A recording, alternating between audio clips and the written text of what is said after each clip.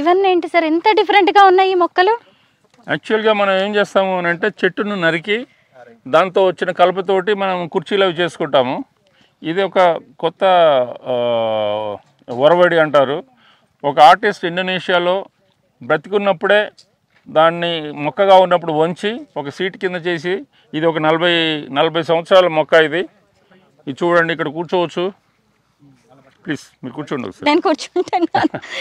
సహజంగా మనము సార్ చెప్పారు కదా ఇప్పుడే, ఒక మొక్కని కట్ చేసి దాన్ని ఏదో ఒక ఫర్నిచర్గా మార్చిన తర్వాత, అంటే కుర్చీగానో సోఫాగానో డైనింగ్ టేబుల్ గానో మార్చిన తర్వాత కూర్చుంటాం మనం. కానీ ఒక మొక్కగా ఉండగానే కూర్చోవడం, అలా ఒక కొత్తదనాన్ని ఇవ్వాలి టూరిస్టులకి, పర్యావరణ వేత్తలకి అనుకోవడమే ఖచ్చితంగా ఇది ఒక ఇన్నోవేటివ్ ఐడియా. పార్క్కి వెళ్ళినప్పుడు మనం సహజంగా సిమెంట్ బెంచెస్ లేదంటే వుడెన్వి ఏవో చైర్స్లో కూర్చుంటాము. కానీ ఎక్స్పీరియన్స్కి వచ్చారంటే ఏకంగా ప్రాణం ఉన్న ఇలాంటి అద్భుతమైన కొత్త మొక్కల మీదే కుర్చీలాగా కూర్చోవచ్చు. ఇది మాత్రం నాకు భలే ఎగ్జైటింగ్గా అనిపిస్తుంది.